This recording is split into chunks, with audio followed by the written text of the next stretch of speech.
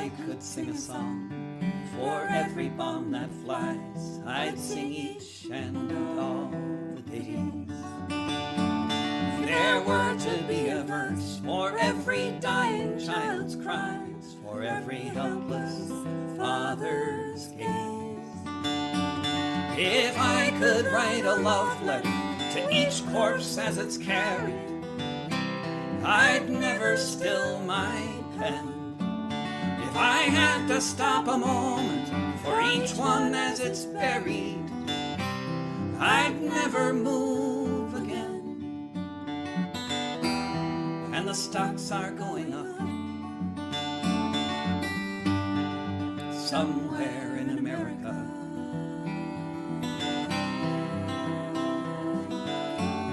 But I'll sing a song for Gaza, for every home that bombs destroy. If I could shed a tear, they would never stop flying. If each broken brick were a heart of a little girl or boy, all the world's children would be crying. If I could hold each shattered body, each baby stilled at birth, I'd have no time for loneliness. I'd spend all my days embracing the people of this savage earth, feeling the poisoned wind's caress. And the war profiteers are laughing somewhere in America.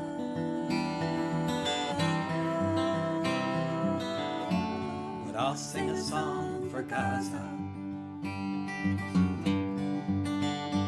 If each barren pharmacy were a woman's shining eyes, I'd fall in love forever. If each bombed out hospital were a factory in disguise, wouldn't that be clever? But bricks are only bricks, and dust is only dust, and death is all around. Each minute another missile falls, and sometimes the only thing to trust is the shaking of the ground. And they're loading up the warplanes somewhere in America.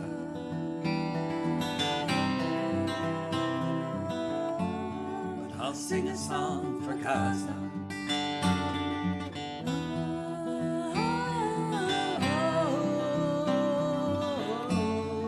Sing a song for Gaza. Yeah. We have comments up here we can see. No, there's not there are. You just put them on now. And, yeah, that's clapping is allowed. You just act like normal. Like we're just you don't have to. Yeah, we're live streaming, but you can. I don't know. I gave up on the hybrid events a long time ago, but then but here we are again. So that's okay. Just ignore the computer. That's recording everything that happens in this room. The good old COVID days. Yeah, right. Except we're not masked up. Well, this is a song about international solidarity, which a lot of people are thinking about and expressing lately. But it's not about Gaza. It's about another occupied land. Singing along is also encouraged, if you know whether you know, if preferably the words that I'm singing. Flexible. If you know them. My name is John Riley. I'll have your ear only a while. I left my dear home in Ireland. It was death, starvation, or exile. When I got to America, it was my duty to go, enter the army and slog across Texas to join in the war against Mexico. And it was there in the pueblos and hillsides that I saw the mistake I had made. Part of a conquering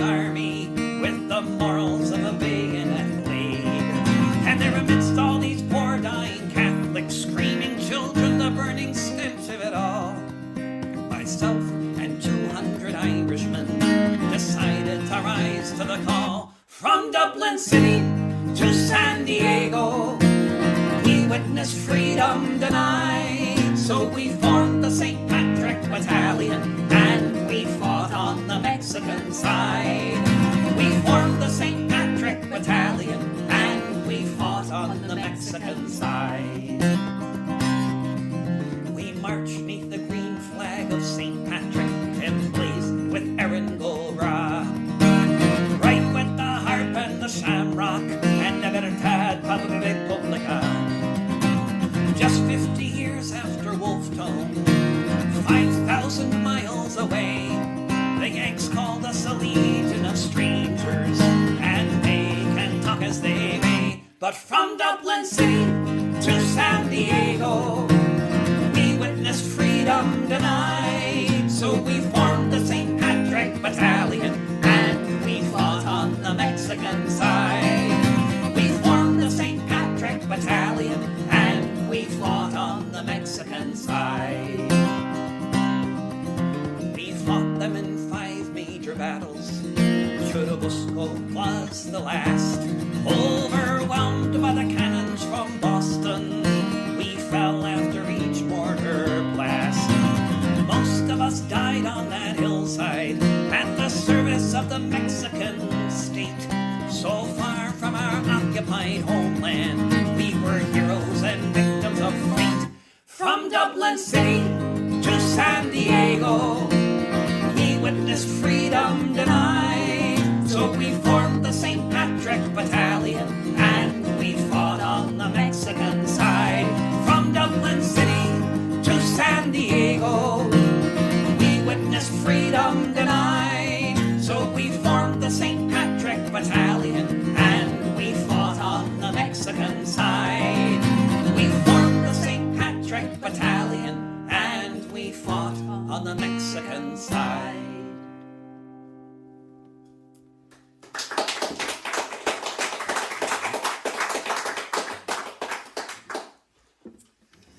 So, there's all this war on terror rhetoric that we're hearing all the time lately. Much more than usual. And it's really old rhetoric. I wrote this song after the mastermind of terror was captured and the war on terror ended, I think.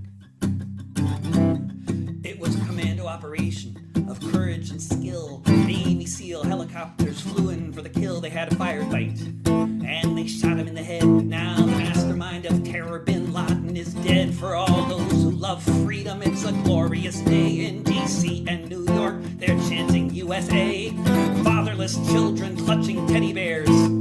Legless veterans with catheters and wheelchairs can all rejoice that the deed is done, and the war on terror has been won.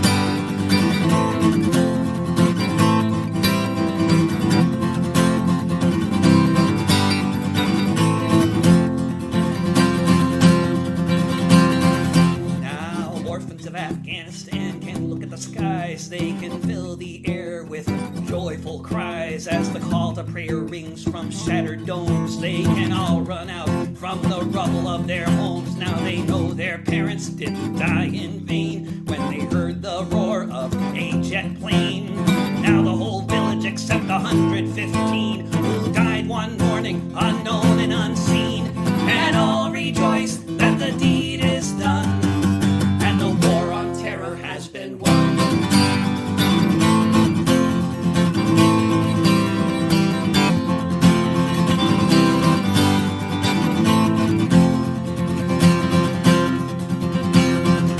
Now folks can have a party in old Baghdad, and the people of Fallujah can all be glad. Now they know there is a reason for their poison farms and for the babies born without heads or arms. The widows need not wonder where their husbands went. They can look forward to the future in their tents. Now all the refugees, whatever country they're in Syria, Holland, or Michigan, can all rejoice that the deed is done, and the war on terror has been won.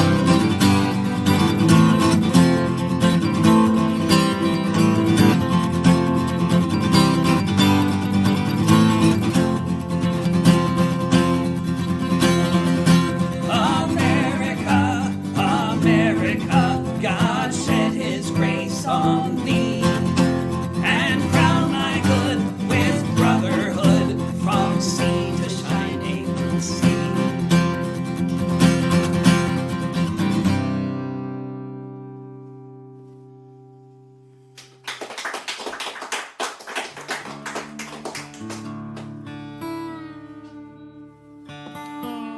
Well, there are some comments. Oh, lots of comments. Yeah. But, yeah, well, Oh, Palestinian from Gaza. Want to read that? yeah. Oh, we can show it on the screen too, but Yeah. So Marvin says, I'm a Palestinian from Gaza. Your support give me and my family a big hug of love. Thank you, all of you. You're presenting the real soul of humanity. And hug and salutation back to you, Marvin. yes. Well, this is a song I just wrote a few days ago, or I guess a couple weeks ago. Now we've been singing it at rallies, so.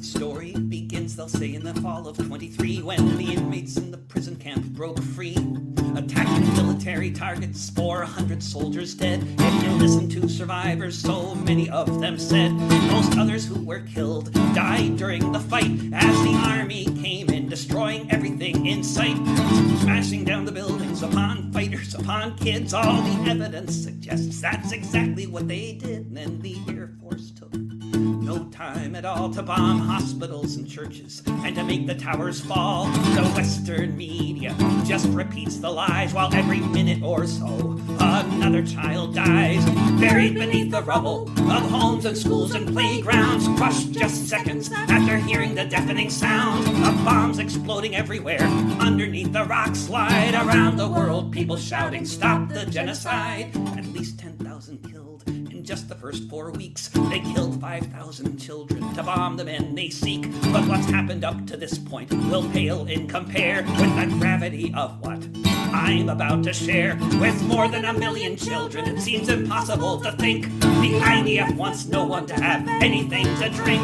They're bombing water tanks, they're beside the ocean side. Around the world, people shouting, stop the genocide. They walled off the ghetto almost 20 years ago, sealed it off on all sides to throttle off the flow of what might go in or out, like things to drink or eat, medicine or people or necessities to meet the needs of 2 million trapped beneath the bombs, beneath the chemical weapons, burning skin like napalm, beneath the bunker busters the U.S. has provided. Around the world, people shouting, stop the genocide. The world watches on in outrage and in fear as the latest war to end all wars is here.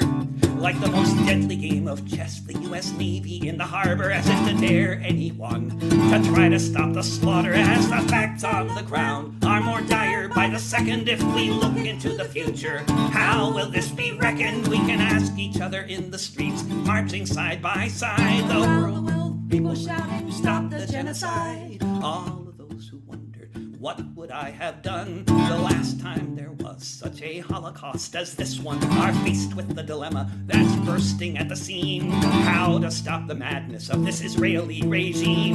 How to stop the killing before everybody dies, while there are any parents left to hear the cries of their children in the rubble just before they died? Around the world, people shouting, stop the genocide.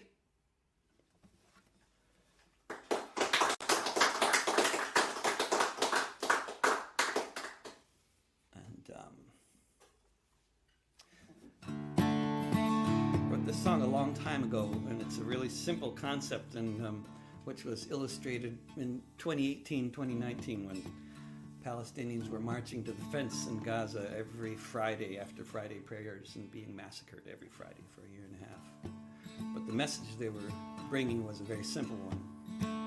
It's at the core of the whole settler colonial project. I was born a refugee. I don't know if I'll ever see the old farmhouse I've heard about, but it's where I belong, there is no doubt. my whole family is from that farm.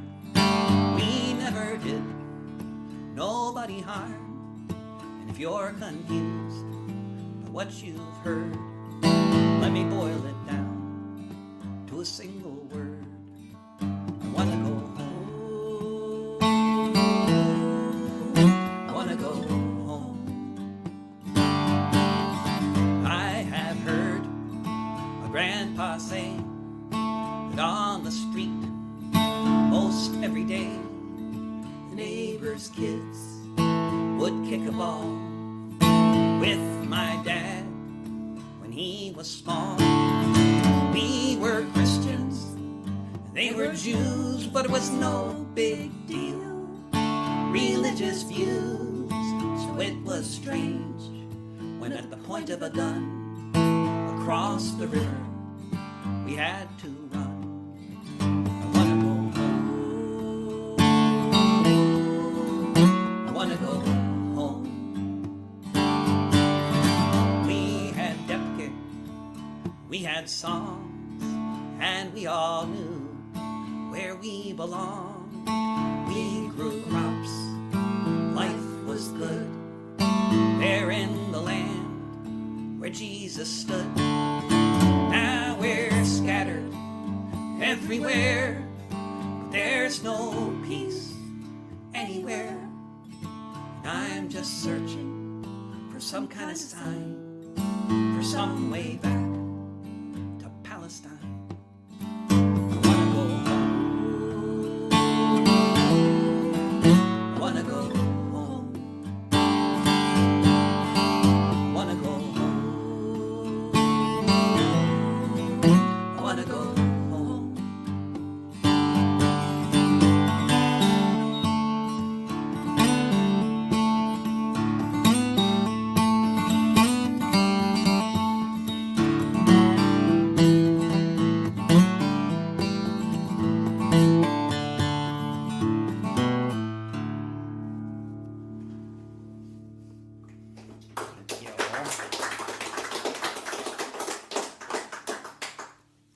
Lars says thank you. Oh, good, and we're getting commentary in Arabic too. Yeah. I highly approve. Yeah. I'll translate that later. Yeah, good. Watching from Singapore. So, what we're seeing in a lot of places is an amazing outpouring of people on the streets. Like in Denmark, they've been having marches that begin in 5 different neighborhoods in Copenhagen. They all converge in the center of town into a bigger march, and it's been happening every day. And that's really heartening to see. But then, other parts of the world, in the United States, we have everybody arguing with each other about who's more oppressed, and that has not stopped in the face of a genocidal bombing campaign. It's still going on. And this is a song about those people arguing with each other. I don't drive a car because they run on gas, but if I did, it'd run on biomass. I ride a bike, or sometimes a skateboard. So fuck off all you drivers and your yuppie hordes, sitting all day in the traffic queues. I'm a better anarchist than you. I don't eat meat, I just live on moldy chives or the donuts that I found in last week's dumpster dives. Look at you people in that restaurant, I think you are so sad when you could have been eating bagels like the ones that I just had. I think it is a shame all the bourgeois things you do. I'm a better anarchist than you. I don't wear leather, and I like my clothes in black, and I made a really cool hammock from a moldy coffee sack. I like to hop on freight trains, I think that is so cool. It's so much funner doing this than being stuck in school. I can't believe you're wearing those brand new shiny shoes. I'm a better anarchist than you.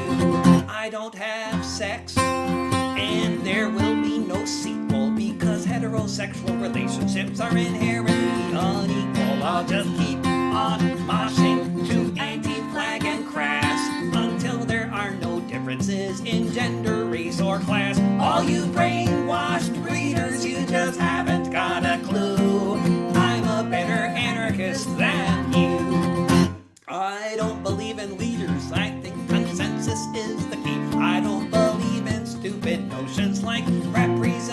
democracy. Whether or not it works, I know it is the case that only direct action can save the human race. So when I see you in your voting booth, then I know it's true. I'm a better anarchist than you. I am not a pacifist, I like throwing bricks, and when the cops have caught me and I've taken a few licks, I always feel lucky if I get a bloody nose, because I feel so militant and everybody knows. By the time the riot is all through, I'm a better anarchist than you. I'm a better anarchist than you.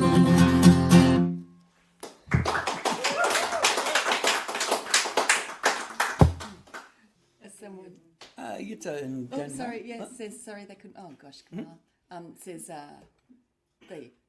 they were ill and couldn't come to the concert. No, okay. So Utah can catch this one. Hope you feel better soon. That's good. I feel like it's like, I guess they do this when they're like running a live radio show and like, yeah, it's there's precedent.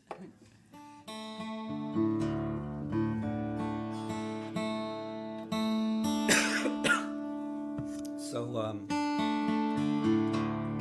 the Secretary General of the United Nations a couple weeks ago dared to suggest, or even comment that history did not begin on October 7th, and for that he's being called a terrorist. But I also happen to know that history did not begin on September 11th, 2001 either.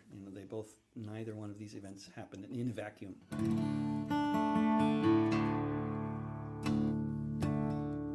Life could have been different. You think I don't know?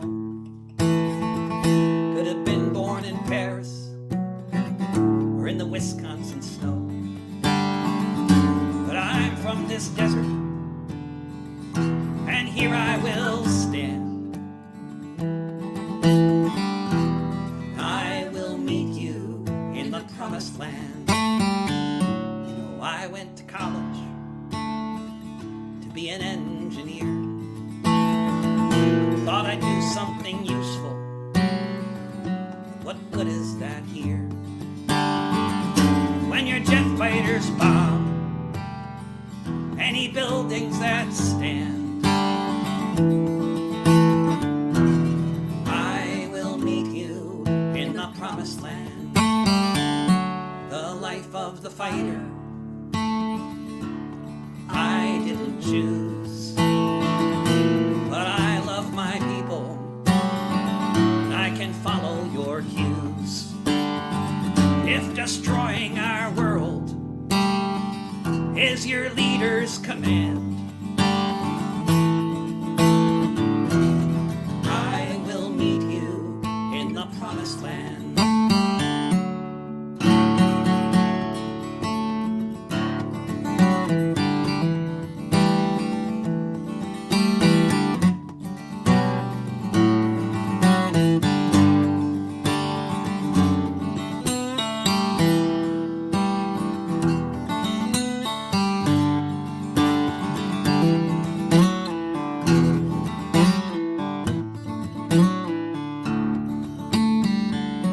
My name is Mohammed, but I don't know if it's true. If we go any place better when our life here is through. But you've butchered my family, you must understand. I will meet you in the promised land. I know it's not pretty, but for all that you've done, for all the widows and orphans, and all the wars that you've won, I must teach you a lesson. Maybe you'll understand. I will meet you in the promised land. So I will get in this plane, and when it's in the air, walls of power and our source of despair. I'll look through the cockpit, I will steady my hand. I will meet you in the promised land. I will meet you in the promised land. I will meet you in the promised land.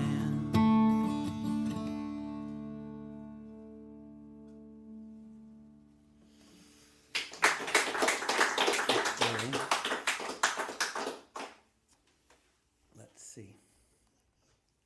Let's do something. There's the that. Yeah. We can do that. Is there anything? I could have made a plan. Oh, how about that? I wrote this. I don't know. Maybe 3 weeks ago. 3 weeks ago. Maybe, yeah.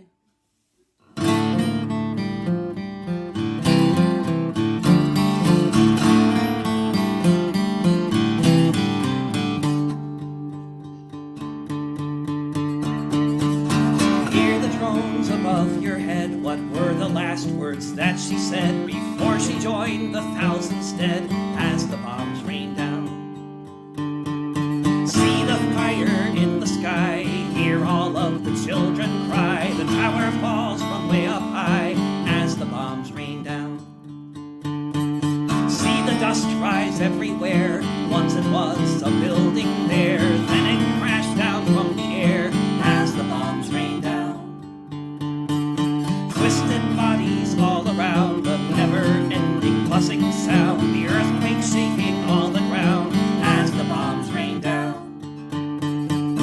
Shattered camps of refugees, necklaces of ancient keys, smell the burning olive trees as the bombs rain down. See the homes, apartment blocks, see the mosques reduced to rocks, feel the awe and feel the shock as the bombs rain down. See the sewage in the street, mixed with blood beneath your feet, before the sonic boom repeats as the bombs rain down. See the darkness of the night, no power for the lights, but the explosions are so bright as the bombs rain down. Nothing left but rubble strewn, nothing rising but the moon, but the next one's coming soon as the bombs rain down. Hear the politicians say there's nothing here to see today, we're punishing Hamas this way as the bombs rain down. Hear the drones above your head, what were the last words that she said before she joined the thousands dead as the bombs rain down.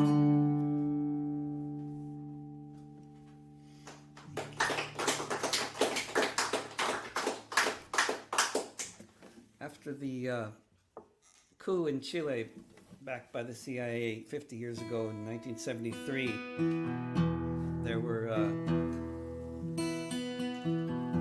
people who engaged in industrial actions to try to help oppose Chilean fascism. And this is a story from Scotland. Jet fighters bombed the palace.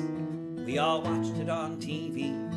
The 11th of September, 1973. All across the world, people cried in vain as we heard stories of the students being tortured and slain, stories of the workers, shop stewards and the rest being slaughtered at the new dictator's behest. Labor groups condemned it, said we were on the workers' side, including all the engineers of East Kilbride. People organized a boycott of General Pinochet, who had overthrown Allende with a Hawker Hunter jet. Then a few months later, March of 74, Bob Fulton came to work at the Rolls-Royce factory floor. He looked at the orders that had come in that day and found crates with jet engines from Chile. Jet engines from the Air Force across the ocean wide, sent to be repaired in East Kilbride. It didn't take a minute for Fulton and his mates to come to the decision they would not touch these crates. Soon 4,000 Rolls-Royce workers voted they agreed to stand with the Chileans in their hour of need. Management decried them, the Tories screamed and cussed, but the Hawker Hunter engines were left to sit and rust. Nowhere else on earth were workers qualified to repair the engines sitting there in East Kilbride. It's often hard to know if you've changed anything a whit, but decades later a Chilean general would admit, for a time in Santiago there were no fighters in the sky, because the whole Chilean Air Force had not one jet that could fly. They may not have changed the world, this group of union engineers, but these crates of metal sat corroding for 4 years. So here's to British Labour, how for 4 years it tried to do what could be done from East Kilbride. Jet fighters bombed the palace, we all watched it on TV, the 11th of September, 1973.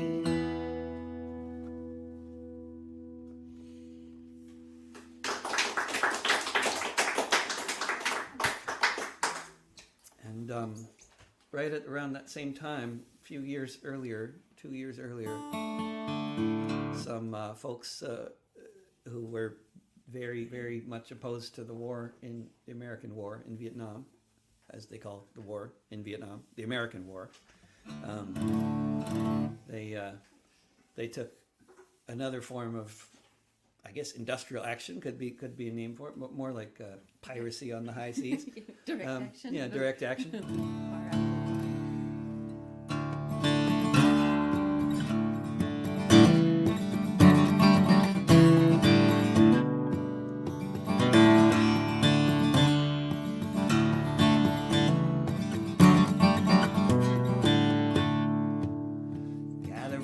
Tell a story about a man I know, what he did across the ocean half a century ago.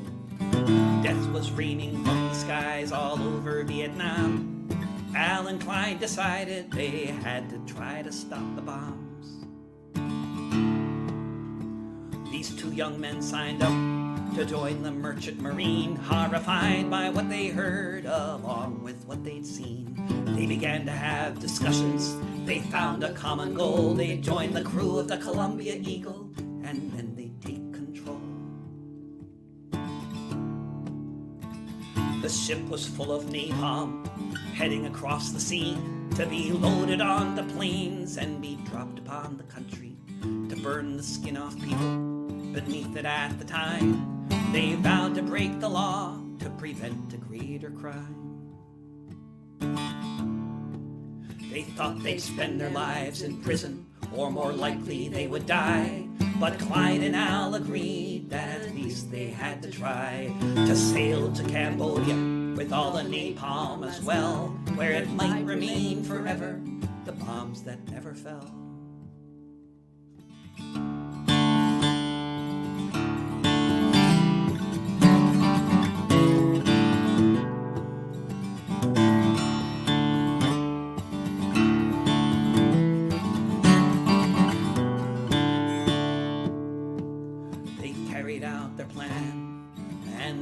Slip, just 2 guns between them, but soon they ran the ship. They brought it into neutral waters by Sihanoukville, that these bombs might never be sent to maim and kill. that's not how it ended. The next thing that they knew, Sihanouk was overthrown. There was a military coup. Clyde McKay died in the jungle, and with so many of his peers, in a California prison, Al Gladkowski spent 8 years. The ship was not off course by much more than a bit. The future of the Folly, perhaps they didn't change it. But while the blood was flowing and most people spent their days maybe marching in the streets or just joining the rat race, there are those among us who can say they really tried, who did everything they possibly could to stop the fratricide. If you see a big white beard on the Central Eastern shore, he might be a mutineer who tried to stop the war.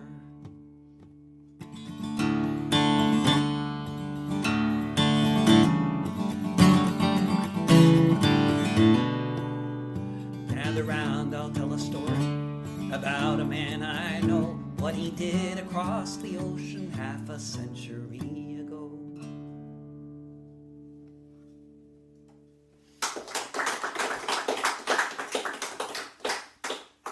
Let's see here. Oh yeah, more sabotage and industrial actions. Let's see.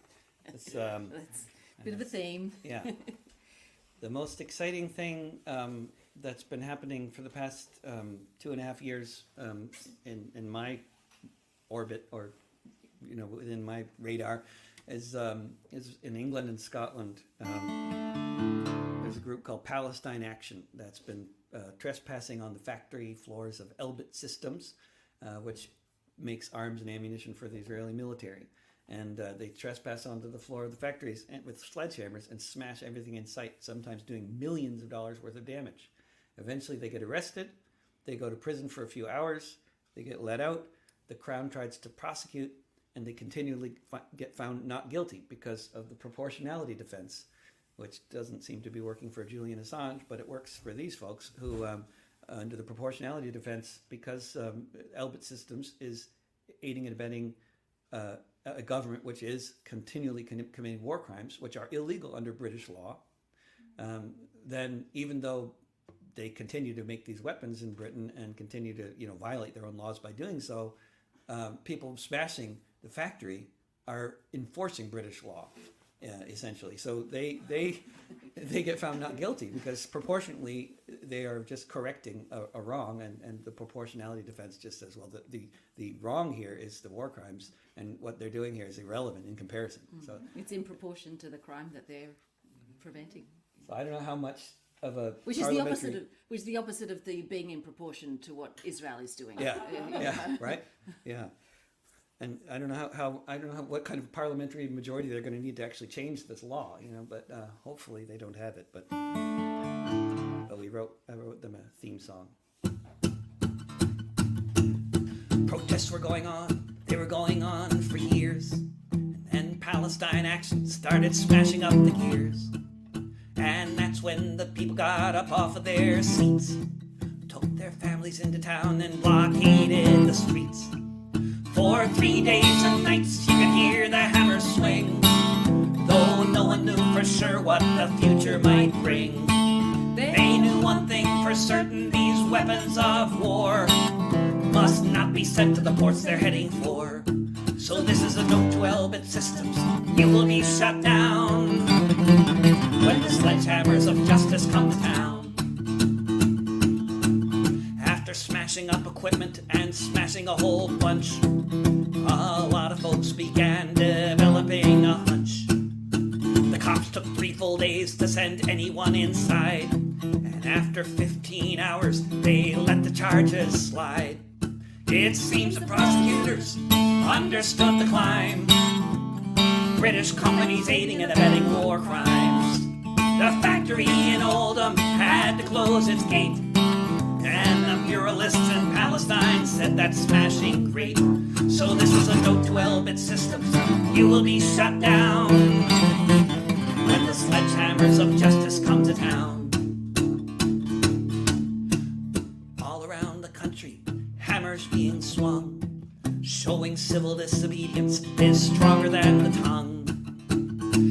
action here, so the weapons go nowhere. So they don't get sent to the IOF, cause we know what they'll do there.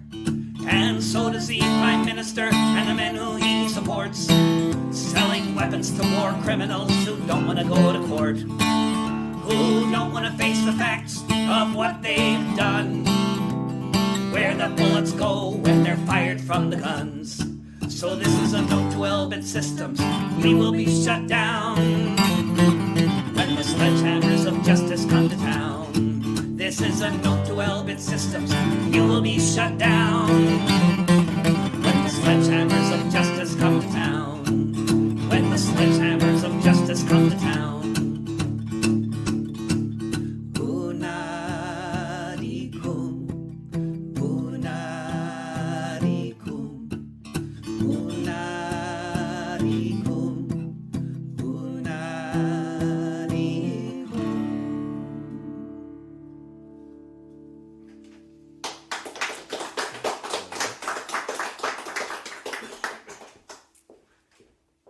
Yes, feel free to pee. It's okay. We'll do a couple more, I think, at least a couple more. This is a couple more that I have in mind anyway. This is, well, I've written songs about most of the wars that Israel has waged against Gaza. And this is from the one in 2021.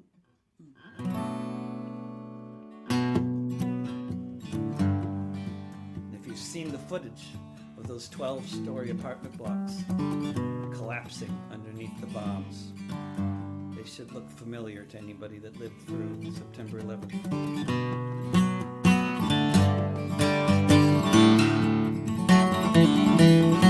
I heard them marching, chanting, "Kill them all." I saw millions of people trapped behind ghetto walls. I saw the soldiers shooting every Friday afternoon. I saw some exposed to sickness with others made immune. I saw the tear gas in Al-Aqsa, eyes open wide. I saw the mob attack the motorist and beat him till he died. I heard the generals lying. I saw the tanks moving in. I heard the settlers shouting, "Let the killing begin." Look up above, hear the ear-splitting sound. Watch the buildings crumble to the ground. See the planes in the sky there by the sea, so much like New York City. I heard the wailing voices of the dying and forlorn, of the kids who couldn't get out, those who weren't warm. I saw all the schools and hospitals in pieces there still, from the last time the IOF came to maim and kill. I saw the brave children with piles of rocks facing tanks demolishing city blocks. What's left of the grove but some sap as they try to wipe Palestine off the map. Look up above, hear the ear-splitting sound. Watch the buildings crumble to the ground. See the planes in the sky there by the sea, so much like New York City. I heard the DNC and all the Republicans too pledge allegiance to Netanyahu. I heard the president start the story with rockets from a ghetto where people live in rubble, starved by an embargo. I saw a whole lot of crocodile tears on display for the zillionth time. I heard politicians say, "Can both sides please de-escalate? On one side are they occupied, on the other an apartheid state." Look up above, hear the ear-splitting sound. Watch the buildings crumble to the ground. See the planes in the sky there by the sea, so much like New York City. I heard them marching, chanting, "Kill them all." I saw millions of people trapped behind ghetto walls.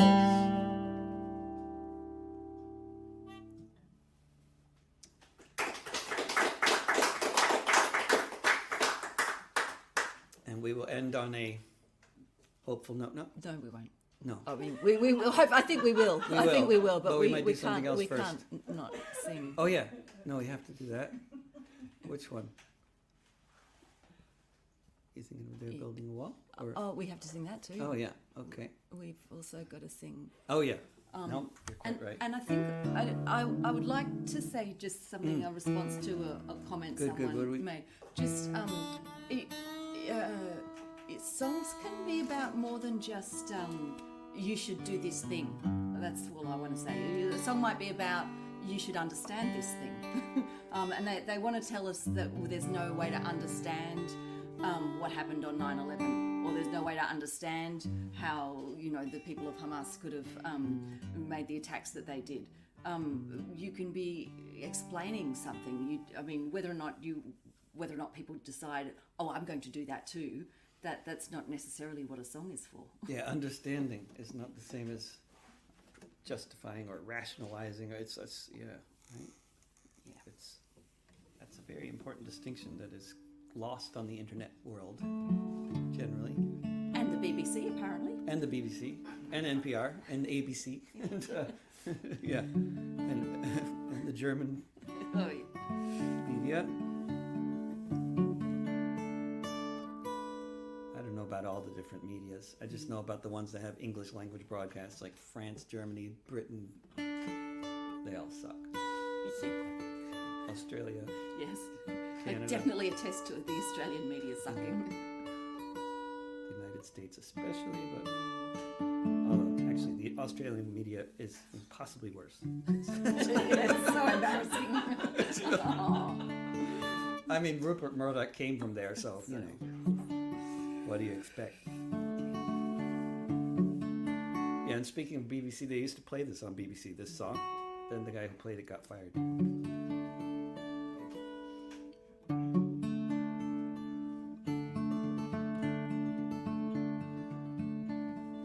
Child, what will you remember when you recall your 16th year? The horrid sound of helicopter gunships, the rumble of the tanks as they drew near. As the world went about its business, and I burned another tank of gasoline. Dow Jones lost a couple points that day while you were crying in the city of Janine. Did they even give your parents warning before they blew the windows out with shells? While you hid inside the high school basement amidst the ringing of church bells, as you watched your teacher crumple by the doorway, and in England they were toasting to the Queen. You were so far from the thoughts of so many, huddled in the city of Janine. Were you thinking of the taunting of the soldiers, or of the shit they smeared upon the walls? Were you thinking of your cousin after torture, or Tel Aviv and its glittering shopping malls? When the fat men in their mansions say that you don't want peace, did you wonder what they mean? As you sat amidst the stench inside the darkness in the shattered city of Janine. What went through your mind on that day at the sight of your mother's vacant eyes, as she lay still among the rubble beneath the blue Middle Eastern skies, as you stood upon this bulldozed building amid the settlements and their hills so green, as your tears gave way to grim determination amidst the ruins of the city of Janine. And why should anybody wonder, as you stepped on board the crowded bus across the green line, and you reached inside your jacket for the cord, Were you thinking of your neighbor's buried bodies as you made the stage for this scene? As you set off the explosives that were strapped around your waist? Were you thinking of the city of Janine? Yeah, I just Can you make sure that's plugged in? Okay. And I think, you know, the whole people are rightly paying attention to Gaza, and Israel is upping the ante in the occupied West Bank, and they are attacking Jenin and the refugee camp, just refugee camps across, but particularly the Jenin refugee camp. They've killed 205 Palestinians in the West Bank since October 7th. I sang this song in front of the wall when they were building it in 2005, and now it's built. They're building a wall between friends, a wall that justifies any means for their ends, a wall between Semites, rich and poor, brothers and sisters from not so long before, many feet thick and 30 feet high. No one can look through it and into the eye of a person you might know, to whom you might confide. Now just a stranger on the other side. They're building a wall between water and land, so we can eat fruit, they can eat sand. A wall to make sure that our orchards will grow and our kids can get fat and not need to know of the cities in ruins and the children in fear, that your fathers and brothers in tanks might be near. A wall to keep quiet that which you fear most, so you don't have to listen to your grandfather's ghost. You're building a wall between future and past, a wall to keep separate the chambers of gas from bulldozers, gunships, and the tears of a child.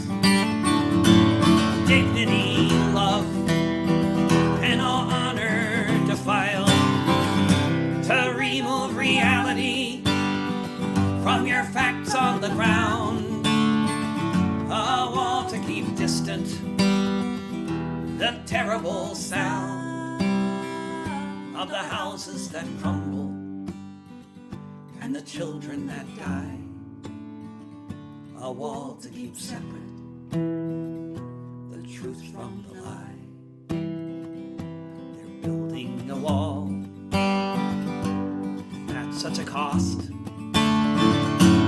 Land, gold, and safety, all the lives lost. A wall made of concrete, but concrete can be broken when the people of Zion have finally awoken and said no more walls, no more refugees, no more keeping people upon their knees.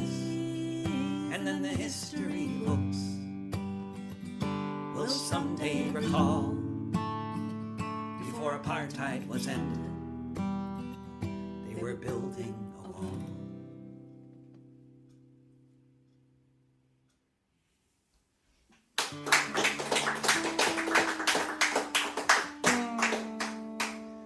Now, we'll actually end on a more optimistic note.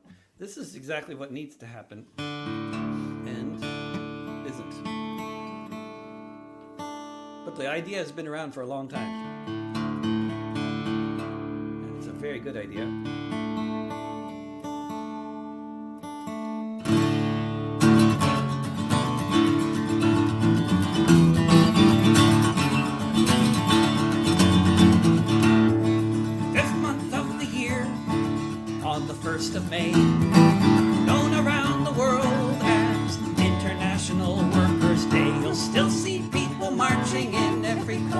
of the earth. St. John to Santiago, Kerala to Perth, all keeping alive the fantasy, what could happen down the line. When the workers of the world combine.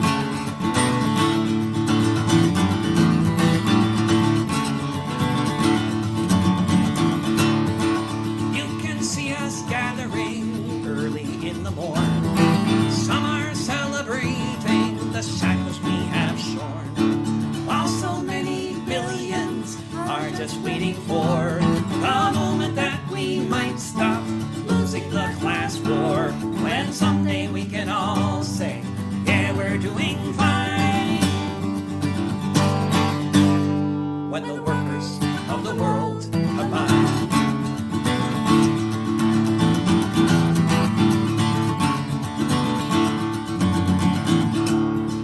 When that time arrives, maybe it looks like May Day, like a festival that comes home and doesn't go away. Every race and gender, every walk and speech, with the working class united and free land and nation. Then just watch what happens when we follow the same sign. When the workers of the world combine.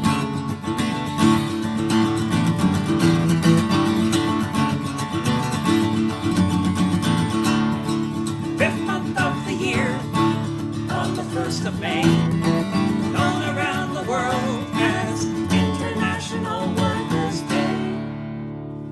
Woo! Thank you.